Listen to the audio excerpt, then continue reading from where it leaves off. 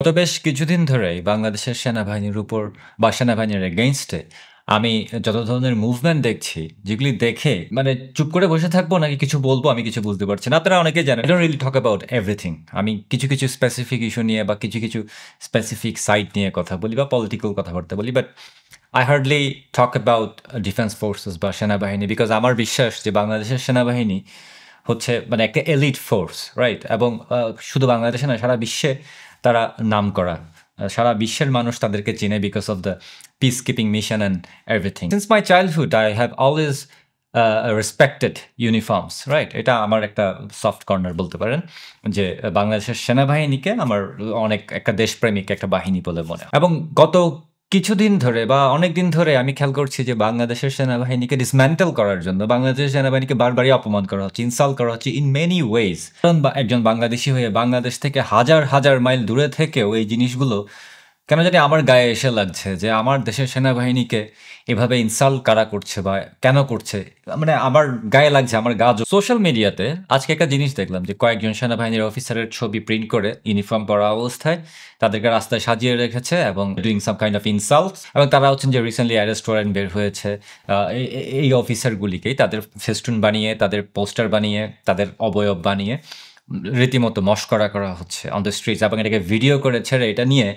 মানে রীতিমতো কমেডি করছে ফেসবুকে।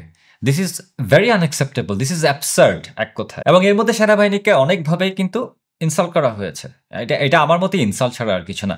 এখনো সার্ভিসে আছেন বা রানিংয়ে আছেন অ্যাক্টিভ সেনাবাহিনীর অফিসার, তাদের এগেনস্টে অ্যারেস্ট ওয়ারেন্ট আনা হয়েছে, তাদেরকে নাকি কোর্টে হাজির দিতে হবে। একজন সেনাবাহিনীর যিনি এখনো রানিং, এখনো সার্ভিসে আছেন, তিনি কখনো সিভিল কোর্টে গিয়ে তার তার বিচার হতে পারে না, তাদের বিচার হবে মার্শাল কোর্টে, রাইট? এবং তাদেরকে জোর করে মানে একটা অর্ডার দিয়ে রীতিমতো মানে আদেশ দিয়ে সিভিল কোর্টে হাজির করা, this is unprecedented, this is unconstitutional. এটা এটা এটা হতেই পারে, দিস ইজ ইলিগাল। কিন্তু এগুলিই দেখছি এখন, এবং এটা আমার মতে সেনাবাহিনীর উপর একটা মানে একটা আক্রমণের মতো, এটা একটা ইনসাল্টের মতো।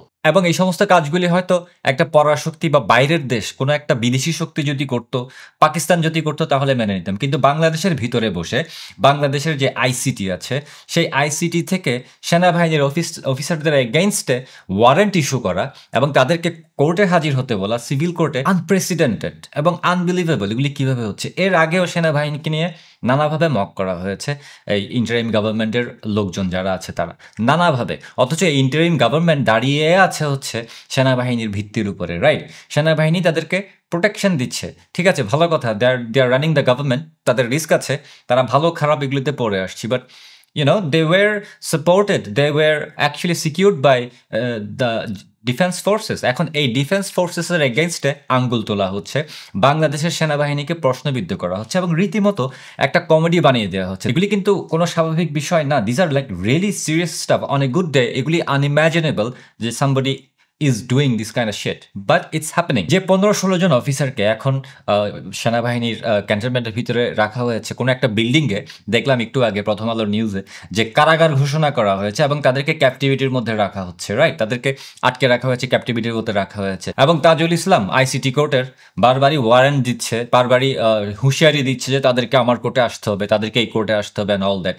মাঝে মধ্যে মনে হয় যে আইসিটিতে কোনো জাজ নাই, আইসিটির জাজই হচ্ছে তাজুল ইসলাম। সে প্রসিকিউটর হতে পারে, চিফ প্রসিকিউটর হতে পারে, বাট সিমস লাইক সে সব ডিসিশনই দিয়ে দিচ্ছে, সে সব কিছুর জাজমেন্ট দিয়ে দিচ্ছে, সে অর্ডার দিয়ে দিচ্ছে, সেই সব কিছু পুরো বাংলাদেশি এখন সেই চালাচ্ছে, বা পাকিস্তানের পক্ষ হয়ে বাংলাদেশকে পরিচালনা করছে এই তাজুল ইসলাম। এর আগেও সেনাবাহিনী নিয়ে অনেক ধরনেরই মকিং হয়েছে বা সেনাবাহিনীকে অনেকভাবে ইনসাল্ট করার চেষ্টা করেছে। এনসিপির বিভিন্ন লেভেলের ছোট নেতা, পাতি নেতা, পিচ্ছি পোলাপাইন বল বা কিশোর গ্যাংয়ের সদস্যরা বলেন সেনাবাহিনীর উপর আঙ্গুল তুলে কথা বলেছিল, সেনাবাহিনীকে হুমকি দিয়েছিল। ফুয়াদ, ব্যারিস্টার ফুয়াদের মতো একটা বাটপার, তারা নাকি ক্যান্টনমেন্ট পর্যন্ত উড়িয়ে দিবে এমন হুমকিও দিয়েছিল। দেয় না? অবশ্যই দিয়েছিল, পাবলিকলি দিয়েছিল, একেবারে ওপেনলি দিয়েছিল। আমি বলছি না তাদের হুমকি ধামকিতে বাংলাদেশ সেনাবাহিনীর মতো একটা গুরুত্বপূর্ণ ফোর্সের কিছু একটা হবে, but I think these are insulting. আর বাংলাদেশের সেনাবাহিনীকে ইনসাল্ট করলে আমাদেরও গায়ে লাগে, আমারও গায়ে লাগে, একজন যে কোনো সাধারণ মানুষেরই গায়ে লাগবে। আর এই মুহূর্তে যে জিনিসগুলি হচ্ছে, যে সেনাবাহিনীকে ডিসম্যান্টেল করার চেষ্টা, সেনাবাহিনীকে দুর্বল করে দেওয়ার চেষ্টা করা এবং বিভিন্ন ধরনের প্রেশার ক্রিয়েট করা ফর নো গুড রিজন এবং অনেকটা গায়ের জোরে করা, এগুলি আসলে কিসের সাইন? মূলত এরা দেখাচ্ছে যে দেখো আমরা সেনাবাহিনীকেও থোড়াই কেয়ার করি। আমাদের আরো বড় সেনাবাহিনীর ব্যাকআপ আছে। দরকার হলে আমরা সেনাবাহিনীকে উড়িয়ে দিব টাইপের একটা গাছ দেখাচ্ছে তারা এই মুহূর্তে।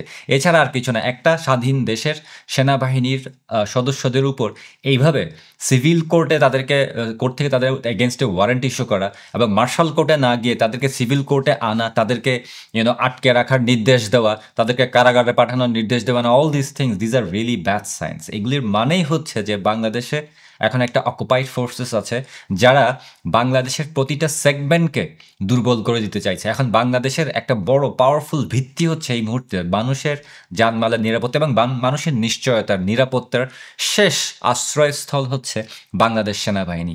সেই সেনাবাহিনীকে তারা এখন ভেঙে দিতে চাচ্ছে বা সেই সেনাবাহিনীকেই তারা একটা যোগ বানিয়ে দিতে যাচ্ছে, তাদেরকে ডিসমেন্টাল করে ফেলার চেষ্টা করছে, তাদেরকে উইক করে দেওয়ার চেষ্টা করছে বাই অল দিস থিং। আমার মতে সেনাবাহিনীর এই ধরনের অপমানগুলো হজম করা এখন আর উচিত হবে না। ওনারা অনেক ধৈর্যের পরিচয় দিয়েছেন গত 1 বছরে, প্রচুর ধৈর্যের পরিচয় দিয়েছেন। সেই শুরু থেকে এখন পর্যন্ত ওনাদেরকে কিন্তু ওনাদের এগেনস্টে কিন্তু কম স্টেপস নেওয়া হয়নি। ওনাদের এগেনস্টে কিন্তু অনেক কিছুই করা হয়েছে। ইনসাল্ট বলেন, তাদেরকে হুমকি ধামকি দেওয়া বলেন, তাদেরকে জনসম্মুখে অনেকটা অপমান করা বলেন। আর এখন যেটা করছে যে ওয়ারেন্ট ইস্যু করে তাদেরকে সিভিল কোর্টে আনা ইনস্টেড অফ মার্শাল কোর্ট, যেটা সম্পূর্ণ আনকনস্টিটিউশনাল, ইললিগাল, এবং তারা নিজেরাই একটা ইললিগাল গভর্নমেন্ট। তারা যেভাবে সেনাবাহিনীকে আঙ্গুল দেখাচ্ছে, ছড়ি ঘোরাচ্ছে, this is bad for our country, this is bad for our sovereignty. কারণ বাংলাদেশের সেনাবাহিনী একটা গুরুত্বপূর্ণ ফোর্স এবং বাংলাদেশের সেনাবাহিনীকে যদি কেউ এমন করে তাহলে শত্রু দেশ বলেন বা যাদের অন্য কোনো ব্যাড ইন্টেনশন আছে বাংলাদেশ নিয়ে বাইরের কোনো ফোর্সে, তারা সেনাবাহিনীকে আর কেয়ারই করবে না, তারা পাত্তাই দিবে না। এবং সেনাবাহিনীর যে ব্র্যান্ড ভ্যালু আছে বাংলাদেশে, সেনাবাহিনীকে যে সবাই একটা সমীহ করে চলে, রেসপেক্ট করে, এবং সবাই বিশ্বাস করে যে সেনাবাহিনী একটা দেশপ্রেমিক ফোর্স, তারা অ্যাকচুয়ালি দেশের জন্য সব কিছুই করতে পারে। এই ব্র্যান্ড ইমেজ যেটা সেনাবাহিনী বছরের পর বছর কষ্ট করে নিজেদের মাথার ঘাম পায়ে ফেলে যেই ব্র্যান্ড ইমেজটা, নিজেদের যে ইমেজটা সৃষ্টি করেছেন, সেটাকে একটা কমেডি বানিয়ে দিচ্ছে, সেটাকে একটা জোক বানিয়ে দিচ্ছে, যেটা খুবই খারাপ। কারণ কয়েকদিন পরে একজন সাধারণ মানুষও হয়তো দেখা যাবে যে সেনাবাহিনীকে মানতে চাচ্ছে না বা তাদেরকে রেসপেক্ট করছে না। এবং একটা দেশের সেনাবাহিনীর রেসপেক্টকে যদি এভাবে ভুলুণ্ঠিত করা হয়, দেন ইটস ভেরি ডেঞ্জারাস। আফগানিস্তানের অবস্থা দেখেন, আফগানিস্তানে কোনো সেনাবাহিনী নেই। আফগানিস্তান কারা চালায়? মিলিশিয়ারা চালায়, জঙ্গিরা চালায়, টেররিস্টরা চালায়, রাইট? ওখানে কিন্তু কোনো সেনাবাহিনী নেই। সেনাবাহিনীকে কিন্তু এভাবেই ধ্বংস করে দেওয়া হয়েছিল একটু একটু করে, আফগানিস্তানের সেনাবাহিনীর কথা বলছি। ঠিক বাংলাদেশে একই কাজ করতে যাচ্ছে, জাস্ট কপি পেস্ট আমার মতে।